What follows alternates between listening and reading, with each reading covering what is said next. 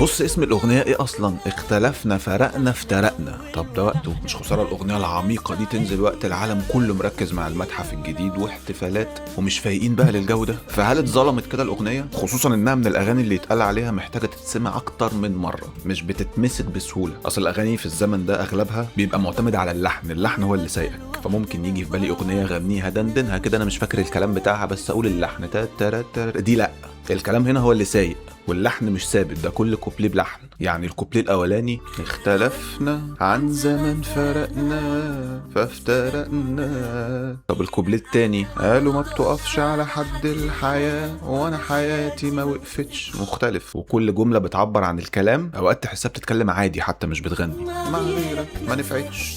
فانت ودنك مش قافشه جمله موسيقيه او متوقعه إيه اللي جايه، الكلام اللي بيوجه ده مميز. واكتر حاجه تساعد على النتيجه دي ان اللي يكتب هو اللي يلحن، زي استاذ عزيز الشافعي ما بيعمل. فاغنيه قويه جدا.